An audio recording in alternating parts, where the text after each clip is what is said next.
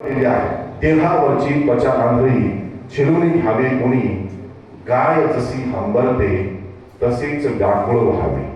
मला असं वाटतं की या व्याकुळतेमधून कविता येत असते आणि तो प्रयत्न जो आहे, गाय जशी हंबरते तसेच व्याकुळ व्हावे, बुडता बुडता सांज प्रवाही अलगद भरून यावे. ही भरून येण्याचा जो प्रवास आहे हा कवितेचा, मला असं वाटतं की हा जीवनानुभवातून येत असतो आणि आपले जीवनानुभव जितके समृद्ध असतील.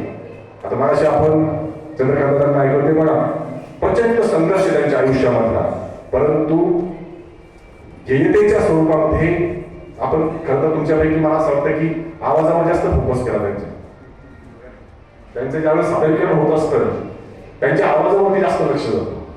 अपेक्षित काय आहे की त्यांच्या शब्दांवरती जर आपण पाहिलं, ते जर शब्द जर पाहिले तर आपल्याला एक गोष्ट नक्की जाणवेल की ते जे त्याच्या उपमा आहे, त्याच्या प्रतिमा आहे, त्या इतक्या सहजतेने तयार होत नसतात. कारण कवितेच्या बरेचदा असंही होतं की कविता अनेक कवी अशा आहेत. आता तुमच्या कविता यावरून उल्लेख का करतोय की वसंतदादा बोरदारांनी ज्या 2 कविता सादर केल्या, देंगळा आणि प्राण्यांवरची जी कविता आहे. आता पहिली कविता जी आहे त्यांनी प्राण्यांवरती सादर केलेली, ही त्यातल्या ज्या उपमा आहेत, त्यातल्या ज्या प्रतिमा आहेत, त्या बऱ्याच कविता त्यांना कळलं नसतील कदाचित की ते जे रूपक आहे ते कदाचित उलगडलं नसेल. पण हे संस्कार कधी तयार होतात, ही शब्दांमध्ये धार जी आहे ही कधी निर्माण होते. मला असं वाटतं की करत करत अभ्यास जडमती होत सुद्धा अभ्यासातून या सगळ्या गोष्टी ज्या आहेत त्या प्रकट होतात आणि तो प्रयत्न जो आहे तो नक्कीच तुम्ही भविष्यामधून घ्याल. भविष्यातून आपण या कवींकडे पाहिल्यानंतर असं एखादं शेवगेसर मोठं संमेलन घ्या ज्यामध्ये सगळं महाविद्यालय आपल्याला जोडता येईल. खरं तर महाविद्यालयाच्या वतीने तुम्हाला काय मदत लागेल, कारण हे कवी तसे या गुणांसर्व लिहितील कसे. कारण आज साहित्यकारांकडे कवींकडे पाहण्याचा दृष्टिकोन समाजामध्ये फार वेगळा आहे. कारण मगाशी तो उल्लेख पण झाला की इतकं प्रॅक्टिकल की आपण झालेलो आहोत, इतके व्यावसायिक आणि इतके आपण कृत्रिम झालेलो आहोत की मी जर समजा ठरवलं की मला 2 कविता करायच्या की मी लगेच याचा उपयोग करतो आणि 2 कविता माझ्या लगेच तयार असतात.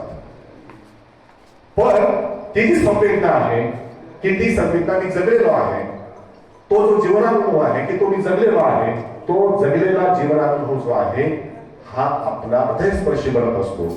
कारण निखळ कोरे शब्द जे आहेत हे आपल्याला कधीच आपले सेवा करत नाही आणि म्हणूनच ज्ञानदेवाने जे म्हटलं की या हृदय जे त्या हृदय ते पोहोचवण्यासाठी जे आहे तो जगलेला जीवनानुभव हा शब्दांच्या माध्यमातून आपण मांडत असतो.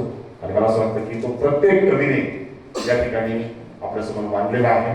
मी सर्व ज्या कवी शेवगाव परिसर पाथर्डी परिसरातून आलेले आहेत, या सर्व कवीचं मी मनापासून महाविद्यालयाच्या वतीने स्वागत करतो. खरं तर मला यायला लेट झालं, अनेक विद्यार्थ्यांनी कविता सादर केल्या, प्राध्यापकांनी सादर केल्या, मला समजलं.